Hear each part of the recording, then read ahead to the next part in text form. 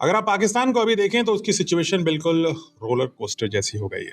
एक दिन वो ग्लोबल स्टेज पर आता है, यूनाइटेड स्टेट्स और ईरान के बीच पीस टॉक्स को होस्ट करता है। ऐसा लगता है कि पाकिस्तान कुछ नया कारनामा करके दिखा रहा है, लेकिन अगले ही दिन वही पाकिस्तान लोन के पीछे पीछे दर दर भटक रहा है। रिपोर्ट्स के मुताबिक पाकिस्तान ने अब सऊदी अरेबिया, चाइना, इन दोनों से मिलकर के करीब $3.5 बिलियन यानी लगभग 30,000 करोड़ रुपए की फाइनेंशियल हेल्प मांगी है। लेकिन असली ट्विस्ट यहाँ नहीं है, अभी कुछ और होता है। ये पैसा डेवलपमेंट के लिए नहीं मांग रहा है पाकिस्तान, बल्कि मांग रहा है पुराना कर्ज चुकाने के लिए। पुराना कर्ज चुकाने के लिए नया कर्ज दे दो। पाकिस्तान पे पहले से ही यूएई का करीब $3.5 बिलियन यानी लगभग इतना ही अमाउंट 30,000 करोड़ का लोन बकाया है।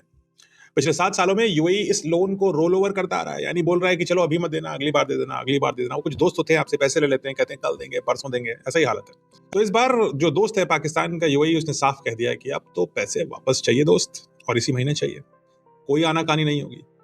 और यहीं से पाकिस्तान की मुसीबत चालू हो गई। पाकिस्तान के पास अभी करीब 16 बिलियन यानी 1.6 लाख करोड़ के फॉरेन रिजर्व हैं, जबकि उसे कम से कम 18 बिलियन यानी 1.8 लाख करोड़ चाहिए, ताकि इंटरनेशनल मॉनेटरी फंड का जो 7 बिलियन यानी 70,000 करोड़ का बेल आउट प्रोग्राम है वो जारी रहे। यानी आईएमएफ का लोन जारी रहे, इसलिए फॉरेन रिजर्व ज्यादा रहने चाहिए, और यहाँ शॉर्टफॉल हो रही है। और यही पाकिस्तान की विडंबना है, यही आयरनी है। अगर पाकिस्तान यूएई को पैसे वापस दे देता है तो आईएमएफ का जो लोन है वो रिस्क में आ जाएगा। अगर आईएमएफ का लोन के चक्कर में पीछे भागता है तो यूएई, जिसको वो इतने साल से पैसे वापस नहीं लौटा रहा है, वो नाराज हो जाएगा। फिर आगे क्या होगा?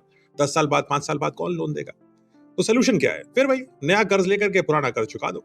इस बार पाकिस्तान ने सऊदी अरेबिया, चाइना और यहां तक कि कतर, छोटा सा देश है कतर, उससे मत मांगी है। और इसी बीच सऊदी अरेबिया ने करीब 3 बिलियन यानी 30,000 करोड़ रुपए की फाइनेंशियल सपोर्ट देने की सहमति भी जता दी। लेकिन आयरनी देखिए, पाकिस्तान जिसकी खुद की इकोनॉमिक क्राइसिस में है, वो मिडिल ईस्ट पीस टॉक्स का मीडिएटर बनने की कोशिश कर रहा है, और इसी वजह से गल्फ कंट्रीज फिलहाल के लिए उसे फेल नहीं होने दे रही हैं। और शायद पाकिस्तान की मंशा टू बी अ मीडिएटर यही थी कि अगर जितने दिन मैं मीडिएटर बना रहूंगा, कम से कम उतने दिन तो मेरी इकोनॉमी कोलैप्स नहीं करेगी। मतलब रोज कुआं खोदो और रोज पियो वाली पॉलिसी है। लेकिन लॉन्ग टर्म में ऑब्वियसली ये मॉडल टिकाऊ नहीं है। इनफैक्ट पाकिस्तान के बेस्ट इंटरेस्ट में शायद यही होगा कि ईरान का कॉन्फ्लिक्ट लंबा चलता रहे, ताकि जितने दिन उसको मीडिएटर की कुर्सी मिलती रहे, कम से कम उसके घर का 2 वक्त का रोटी तो चलता रहेगा।